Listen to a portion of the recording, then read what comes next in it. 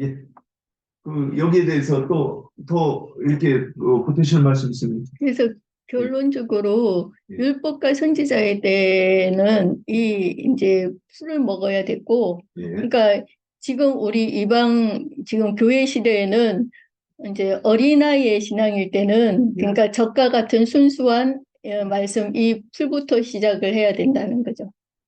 풀이 아니라 채소. 채소 풀이 아니고 채소부터 시작을 해야 된다는 거.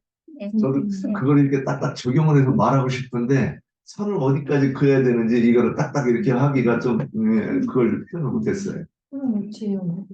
예, 그래서 풀은 짐승들이 먹는 거고 짐승. 사람이 먹는 거는 채소.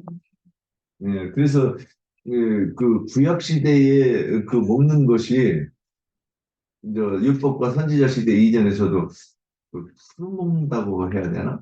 채소를 먹는다고 해야 되나? 저는 이제 이 부분을 그냥 이렇게 생각만 하고서는 이제 표현을 안 했습니다. 율법과 선지자의 때도 하나님은 순수한 말씀, 그 채소를 주신 거예요. 근데 이제 그들이 오해해서 변개시켰을 뿐이지. 자, 그러면 여기 김유분 자매님 뭐 또 하실 말씀 있었나요? 아니요, 그냥 풀이라 풀을 먹으려면 이게 그래서 저 기독교를 성경할 수 있는 거 아니고요? 풀을 먹는 거 아니에요? 그냥 이렇게 조금 영의 음식이 어, 아니고 그러니까. 육체의 음식. 그런 육체라는 사람들. 풀은 육체라고 했어요. 네. 그러니까 그렇게 이제 우리가 시대적으로도 이렇게 얘기했지만 그걸 영적으로 적용하면 우리 어떤 사람도 풀을 먹는 때가 있고 네. 이제 채소를 먹는 때가 있고 그 다음에 그 생명나무 열매를 먹는 때가 있지 않는가 그렇게 이렇게 표현해야 되지 않겠는가? 우리가 사람이 되기 전에 짐승이었잖아요. 그때는 풀을 먹는 거죠. 근데 양들은 풀을 먹어요. 주님이 오셔서 이제 양떼를 푸른 축장으로 인도한다고 그랬거든요.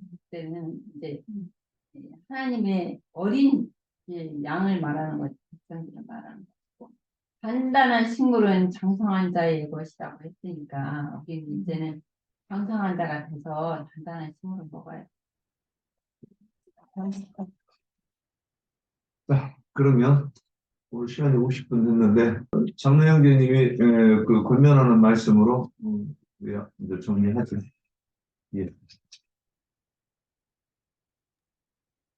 내가 뭐 그때 더 정리가 필요한 것 같지는 않은데 우선 이제 성경은 많은 부분이 직설적인 표현보다는 이런 비유들이 많이 있다는 거. 물질 세계에 속한 사물들을 비유로 들어서 용의 세계를 설명한다. 이제 일단 이렇게 이해를 하시고 그 다음에 원래 사람은 하나님께서 나게 하신 이제 시쳇말로 말하자면 자연산 그 과실이나 채소나 곡식이나 어쨌든 자연산을 그냥 값없이 먹도록 돼 있었죠. 그런데 동산에뭐 이제 과실로 특히 이제 대별을 해서 모든 나무의 실과는 네가 임의로 먹되 이렇게 표현을 했어요. 그러니까 이거는 아담이 과수 농사를 해서 농사지은 실과가 아니에요. 보기에도 좋고 먹기에도 좋은 나무가 그 땅에 나게 하시니 그랬으니까 하나님이 농사해 놓으신 거죠. 그래서 이제 사람의 말로는 그건 이제 자연산인데 그걸 먹어야 되는 사람이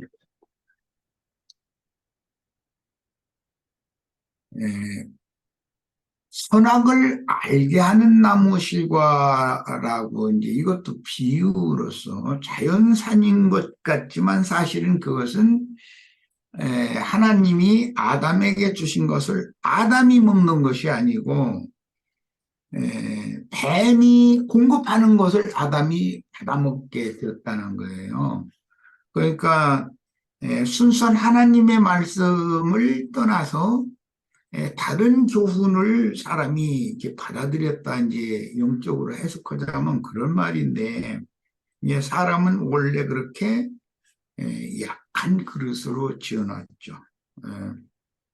어느 것이 참 것이고 어느 것이 독이 들어있다, 즉 거짓이 들어있는지에 대해서 분별하는 분별력이 없었다. 첫 아담 시대에는 그런 뜻인 것이고, 예, 그 다음에 아담이 금령의 나무 실과를 먹고 범죄했을 때 그 초식 대신에 짐승을 잡아서 짐승 가죽으로 짐승으로 이제 대속제사를 하고 짐승 가죽으로 옷을 해서 입혔다고 그랬는데 그것은 초식나무의 그 무화과나무의 이파리 치마 대신에 새 옷을 지어서 짐승 가죽으로 지어서 입혀줬다 그 말인데, 그러니까 그것은 얘기된 구속이다. 신학교에서는 그렇게 가르치죠. 이것은 앞으로 올 구속에 대한 이제 예표다. 이제 그런 말이죠. 그런데 짐승 가죽으로 옷을 해서 입혀주신 그 구속은 사람이 하나님의 말씀을 버린 것에 대한 사실은 징벌이에요. 그래서 짐승을 잡아서 제사를 하는 이게 율법 시대에 대한 상징이 된 건데, 그 율법으로는 하나님의 의에 이를 수 없고 하나님의 영광에 이를 수 없는 것임에도 성경에서는 일단 봄과 한, 즉 자연산 생명나무 실과를 아담이 자신이 따서 먹여야 되는데 그렇게 하지 않고 뱀이 준 더 좋은 나무 실과인 것처럼 더 맛있는 실과인 것처럼 이렇게 유혹을 해가지고 준 것인데 그거를 사람이 받아먹은 것이 이제 죄가 됐다, 범죄가 되었다는 거고, 그것을 그 범죄의 죄인을 구속하는 방법으로 초식을 사용하지 않고 짐승을 죽였다라고 하는 것은 아담이 이제 순수한 사람이 아니고 짐승의 마음을, 다니엘서 4장이나 5장에는 사람의 마음 같지 아니한 짐승의 마음을 받은 자가 느부갓네살이다 이렇게 예시가 됐는데, 그게 아담이 범죄했을 때 그 영혼 상태가 짐승의 마음을 받은 거라는 거예요. 짐승의 마음을 어떤 수단으로 받았느냐? 마귀가 주는 거짓 교훈을 그것이 더 참인 줄로 이렇게 속아서 받아들여서 이제 그건 받아 먹은 걸로 했는데 믿었다고 말이죠. 이제 이렇게 하면 아담이 그다음부터는 짐승이 된 거예요. 이게 짐승의 옷과 순수한 사람과 변질된 사람의 이 차이가 있죠. 순수한 사람은 벌거 벗었다고 그랬어요. 그러나 부끄러워하지 않았다고 그랬어요. 변질된 사람은 자기 생명의 처소를 자기 손으로 가리는 거예요. 그 이제 변질된, 그 이제 위선이라고 그러죠. 외식하는 자들이라고 그러죠. 그런데 그 옷을 벗겨버리고, 무화과나무 이파리 옷은 벗겨버리고, 짐승 가죽으로 옷을 지어서 새로 입혔다. 이제 이 말은, 원래는 그리스도로 옷을 입어야 되는 것이지만, 그 제물로 드려진 짐승은 예수 그리스도를 상징하는 거였었기 때문에 그런 관점에서 신학교에서 구속사를 가르칠 때 이걸 예기된 구속, 이제 학부생 2년차 때 그걸 가르치죠. 예기된 구속. 우리 옥병자매하고 저기 이자매하고 한 자매도 신학교 나왔다겠죠. 그런 것을 학부생 2년 때 아마 그런 그 구속사만 전담해서 가르치는 교수한테 그걸 많이 얘기 들었을 거예요. 그런 이치를 우선 우리가 이해를 좀 할 필요가 있어요. 그것은 구약 백성들, 짐승으로 제사를 해서 하나님의 영광에 나가려고 하는 자들은 구약의 율법계도 제사법이 그거였잖아요. 짐승 잡아서 소나 양이나 염소나 비둘기나 이런 걸 잡아서 드리는 제사를 했어요. 그런데 그것은 앞으로 오실 예수 그리스도가 인자로 죄의 육신을 입은 사람을 이제 짐승이라고 하나님 하시기 때문에, 영적인 사람이 아니고 육신에 있는 사람을 짐승이라고 보시기 때문에 예수님이 짐승과 방불한 그런 모양으로, 즉 죄 있는 사람의 모양으로 세상에 오신 거예요.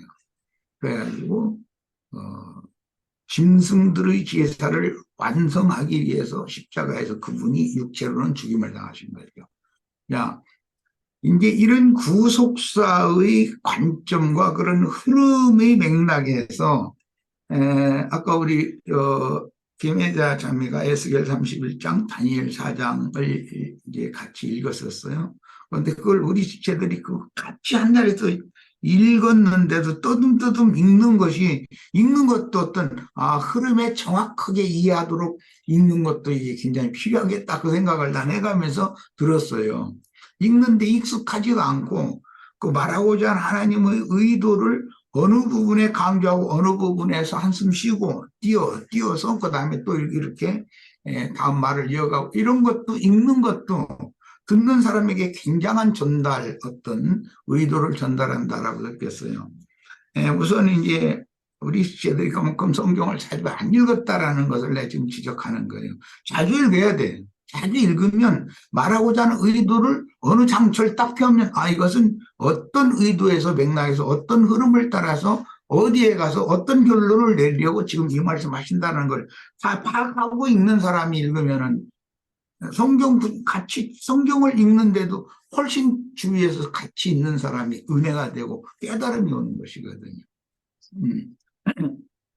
자, 일단은 이제 그건 권고하는 말로 한 말이고, 에스겔 31장은 애굽의 바로 왕에 대해서 말을 한 거고, 다니엘 4장은 바벨론의 느부갓네살을 빗대서 한 말이에요. 이제 이스라엘의 포로라고 하는 것은 맨 먼저는 애굽의 바로의 종으로 포로가 돼요. 가나안 땅에서 다시 포로가 또 되는 것은 바벨론 왕 느부갓네살에게 포로가 또 되어져요. 그 두 가지를 그래서 성경에서는 의도적으로 제시를 한 거예요. 그런데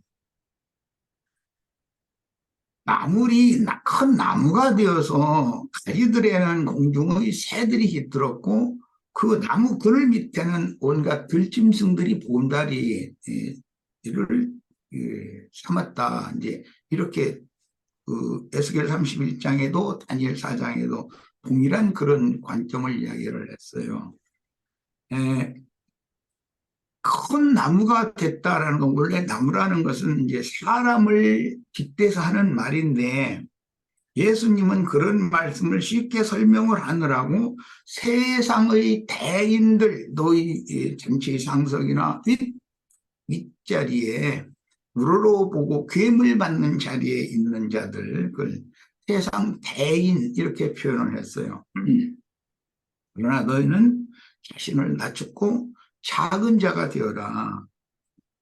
천국은 작은 자들에게 주는 것이다. 이제 이런 표현을 하셨어요. 그러니까 그 구약 성경이 말하는 어떤 성경의 말씀을 예수님은 그 의도를 알고 계셨기 때문에 그것을 염두에 두고 제자들을 설득력 있게 설득하느라고 표현을 그렇게 하신 거예요. 그런데 그 에스겔 31장이나 다니엘 4장이나 물론 창세기 시작에서부터 그 나무에 대한 이야기가 쭉 나오기 시작하지만, 그런 말씀에 대한 이해가 없으면 예수님이 그런 표현을 하셨을 때 세상에서는 대인들이 괴물 받고 영광을 받고 그러지만, 천국에서는 작은 소자들, 그들이 하나님의 높임을 받는다. 이제 이렇게 표현을 하시면 이런 말씀의 의도가 구약 성경 어디에서 이게 인용하는 말이기 때문에 무슨 의도로 어디에서 이런 말씀을 인용했을까라는 걸 우리는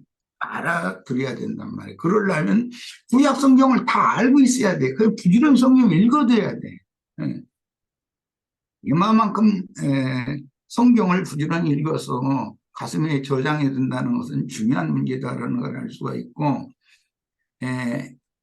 마태복음 13장이나 누가복음 13장, 또 마가복음 4장 이런 데서 이제 씨 뿌리는 비유의 말씀을 하셨는데, 이야기를 했고, 마태복음은 네 밭 이야기를 했어요. 그리고 누가복음은 자기 체전, 그걸 이제 좋은 밭 이렇게 표현을 했고, 그러니까 많은 밭들보다 체전이 좋은 밭이라는 것이죠. 그러니까 이제 그 좋은 밭이라는 것은 사람으로 말하자면 처녀가 건강한 처녀, 그 음식도 이렇게 잘 먹고 뭐 일도 잘 할 수 있는 그런 힘이 있는 그런 여자는 며느리감으로 뭐 마땅하다, 제일 좋다. 이제 그런 인간 세상에는 그런 개념이에요. 좋은 밭이라는 뜻인데, 밭 중에서도 먼 친척은 그냥 먼 데 있는 밭으로, 집에서 먼 그런 밭으로 상징하지만, 내 며느리는 그건 체든 밭이란 말이에요. 나의 직계, 나의 후손의 대를 이렇게 번성시키고 생육시키고, 내 가문을 흥왕시킬 좋은 밭이잖아요. 이제 그런 것이 셈족의 그 생활이고 그들의 정신세계예요. 그런 거를 전부 염두에 두고 이제 밭 이야기를 했는데, 누가복음에서는 특히 좋은 밭, 채든 밭을 이야기했기 때문에 좋은 밭을 설명하실 때는 흙이 깊고 거름이 많은 밭이다. 그렇게 설명해요. 당연한 설명이죠. 흙이 깊고 거름이 많은 밭. 이것은 사람의 심정이, 그 사람 마음이 참 마음 씀씀이가 깊은 사람이 마음 씀씀이가 깊은 마음이더만 이렇게 말하잖아요. 그럴 뿐 아니라 거름기가 많다는 것은 그 사람이 얼마만큼 자기가 큰 죄인인 것을 깊이 뉘우치고 깨닫는 사람이다. 그런 표현을 예수님은 흙이 깊고 거름이 많은 좋은 밭 이렇게 설명을 하셨어요. 이것이 우리들의 마음이어야 되는 것이죠. 그러면 이제 채전 밭이니까 당연히 채소 푸성가리 씨를 심을 거 아니겠어요? 그런데 그 푸성가리 나물이라고 표현을 이렇게 했는데, 들나물과 채전밭에 사람이 길러서 기르는 그 푸성가리는 다르죠. 들나물도 다 뭐 맛있는 들나물들이 많이 있고 영양가가 있는 들나물들이 많이 있지만, 그것은 광야에서는 들나물을 먹을 수가, 농사를 할 수 없었으니까 이스라엘 광야 생활에서는 들나물은 대부분 가는 가시들이 돋쳐 있는 것이 특징이고, 그 악맛 그렇게 자란다. 충청도는 그렇게 말하는데, 이게 무럭무럭 쑥쑥 자라지 못하고 왜 비를 맞고 이렇게 흙이 깊은 밭에 뿌리를 깊이 내려서 영양분을 섭취하고 그러는 환경이 아니기 때문에, 광야라는 건 메마른 곳에서 자라기 때문에 이제 그런 것 치고 자기 스스로를 지키기 위해서 씨를 이렇게 흩날려 보내고 떨어뜨리고 하기 전에 어떤 짐승이 와서 뜯어먹으면 안 되니까 먹지 못하게 하려고 이렇게 가시를 쫓아나가는 것이죠. 자기를 지키기 위해서. 이런 것은 우리가 인간 세상에서도 이제 물론 이건 나 같은 비유를 해서는 안 되지만, 어려서부터 조실부모를 하면 어떻게든지 살아남기 위해서 사람이 굉장히 강해지고 독해지는 것이거든요. 살아남아야 되니까. 자기 스스로를 자기가 지켜야 되잖아요. 누가 부모가 있으면 부모가 보호해주고 지켜주고, 적어도 결혼할 때까지는 부모가 책임져주고, 그런 모든 행복한 사람이지만, 그러지 못한 경우에는 이제 사람이 독해지죠. 그리고 막 강인하죠. 어떤 요건이나 상황이 와도 그걸 헤쳐나가는 그런 힘이 자연적으로 내성이 길러져 있는 거죠. 그런 나무예요. 그 나물이에요. 그런 나물은 광야의 쓴 나물이다. 이렇게 이제 성경에서 표현을 해요. 채전에서 자란 풀은 연한 풀 위에 내리는 그런 표현이 나와요. 그게 신명기 32장에 모세가 한 말인데, 그 연한 풀이라는 것은 사람이 가꾸는 최전밭의 채소예요. 그런데 그게 범죄한 아담에게 징벌을 주시되 채소를 가꿔서 내 이마에 땀을 흘리면서 수고해서 가꿔서 그걸 얻어서 먹어라. 근데 이제는 하나님이 주시는 그 자연산을 먹을 자격을 잃어버린 것이죠. 자기 스스로 움직여야 되고 자기 스스로 그 밭이 개간돼 있는 상태가 아니었기 때문에 일단 밭을 뭐 돌도 걸러내고 뭐 이제 밭 가려야 되고 메마른 땅에다가 뭐 농사를 하려면 얼마나 많은 수고가 필요하겠어. 이제 이것은 인간에게 하나님이 이제 겉으로 볼 때는 그게 저주라고 이제 보지만 하나님이 보실 때는 타락한 인간을 구원하는 방법이라는 것이죠. 그게 하나님의 이제 신약에 와서는 하나님의 진리의 사랑이다 이렇게 말하는데 계속 사람이 수고 없이 자연산 과실을 계속 따먹고 살게 하면 사람이 나태해지고 사람이 부패로 돌아간다는 것을 하나님 이미 알고 계셨어요. 그 구속사에서는 이제 그걸 잘 이해하셔야 될 것이 그래서 사람이 금령의 남실과를 따먹고 범죄를 하고 나서 값없는 은혜로 구원을 받는 과정에 들어가야만 사람이 사람다워지는 게 하나님의 사람다워지는 거죠. 그냥 느슨한 상태로 하나님이 주시는 것만을 그냥 따먹고 살면 점점 게을러지거든요. 이런 것은 세상의 인간사에서도 아버지가 자식을 낳아서 적절하게 교육을 시키지 않고 어느 때는 구중도 하고 심하면 초달도 하고 이렇게 해서 자기 스스로 이렇게 살아남는 법을 가르치지를 않고 그냥 전부 아버지가 돈 줘서 뭘 해결하고 뭘 그냥 도와줘서 해결하고 자꾸 이런 것들이 습관이 되고 버릇이 되면 그 아들이나 그 딸은 인생을 망쳐버리는 것이다. 자꾸 부모가 늙었는데도 이제 오히려 자기가 부모를 공개를 자기가 해야 되는 입장인데도 늙은 부모를 자꾸 바라보는 거예요. 이렇게 되면은 그거는 자식 농사를 잘못 진 거죠. 그런데 하나님은 그런 걸 이미 알고 계셨기 때문에 금령의 나무실과를 따먹고 범죄를 하게 하고 그 다음에 짐승으로 대속을 해주신 다음에 자기 스스로 밭을 개간해서 자기 스스로 살아가도록 이렇게 조철하셨다. 이게 하나님의 교육 방법이 가장 정확한 거다라는 거예요.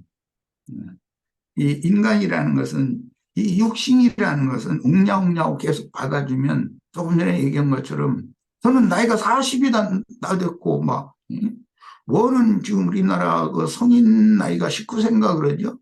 19살 때까지만 먹여주고 입혀주고 그러면 20살 이상 되면 딱 내보내야 되는 거예요. 너 알아서 살아라. 그 자립에 살아라. 이렇게 해야 되는 거거든요. 그런데 20살 먹은 놈 내보내면 자립할 수 있나요? 그렇게 대부분 못하지. 내 군대 갔다 오고 그리고 몇 년 동안 이제 너 자립할 준비를 해라 하면 공부를 하든지 기술을 배우든지 뭘 해가지고 택시 얻어올 준비를 해야 되는 거죠. 자기 스스로. 그렇게 가르쳐야 가장 정상적인 거라는 거예요.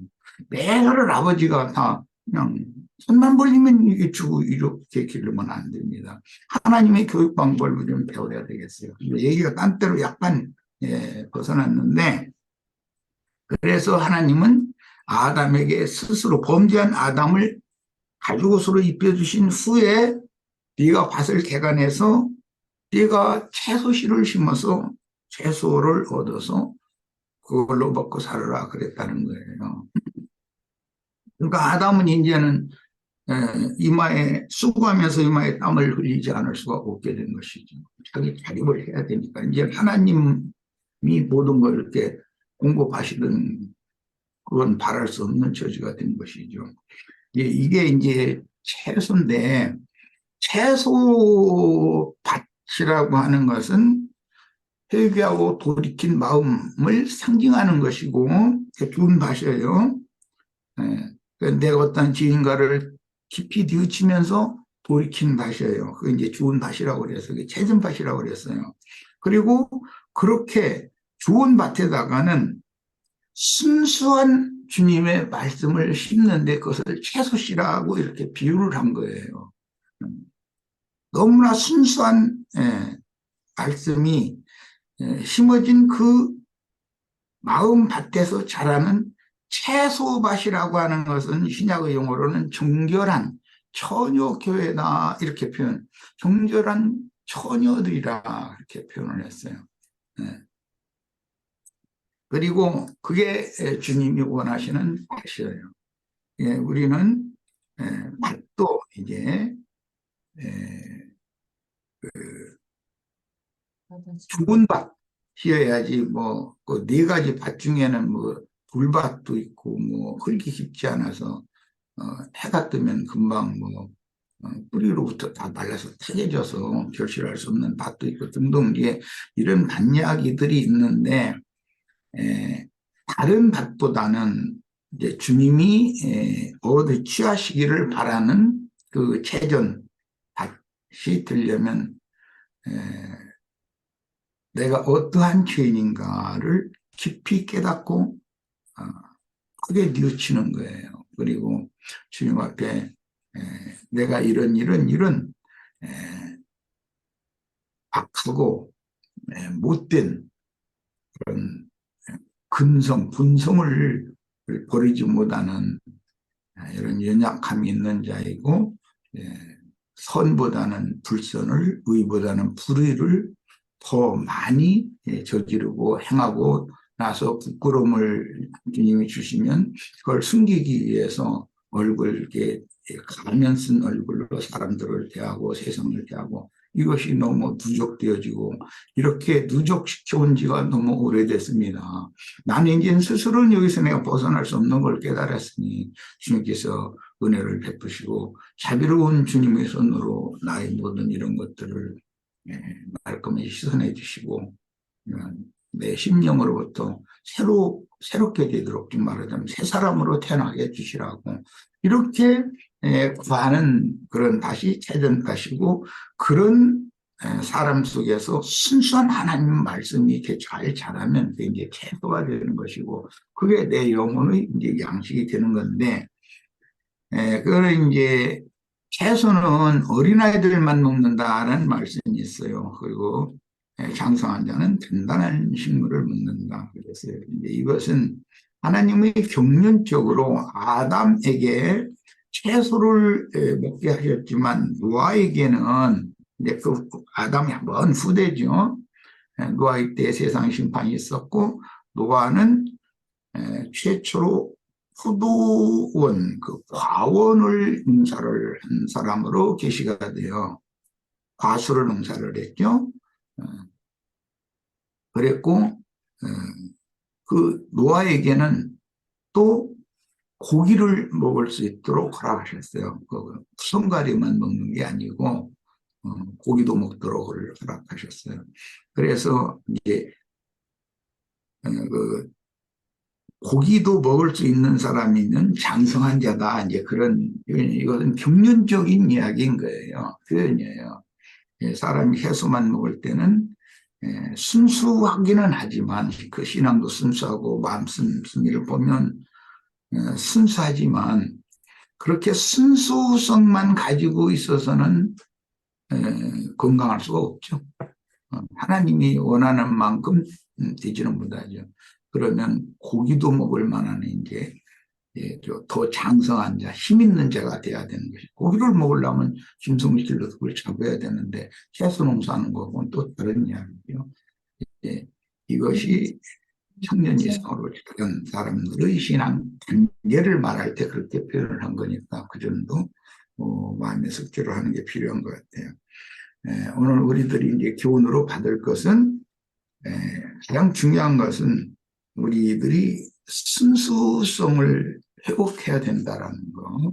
순수성을 회복한다는 것은 내가 어떠한 죄인이고 나의 현 주소가 내가 지금 어떠한 상태인지를 적나라하게 볼 수 있는 그런 마음눈이 열려야 되고, 누가 무슨 이야기를 하면, 특히 뭐 세상에서야 뭐 세상 이야기만 하겠지만, 교회에서 어떤 이제 목자가 어떤 것을 가르치는 어떤 말씀을 하면, 많은 것을, 한 가지를 말하면 거기에 연결되는 많은 것들을 포괄적으로 본인이 다 갖고, 이렇게 할 만큼 장성한 자가 되고, 이렇게 하는 것이 참 중요하다. 그러니까 채소 먹는 단계에만 머물러도 안 되겠고, 순수한 것은 중요하지만 그걸 지켜야 되고 보존해야 되지만 또 장성한 자가 돼서 강한 자도 되어져야 되겠다. 이런 것을 교훈으로 받으면 오늘 말씀 충분할 거라고 생각합니다. 예, 이상입니다. 예, 감사합니다. 자, 이제 더 하실 말씀 없으면 여기서 마치겠습니다. 예, 수고하셨습니다.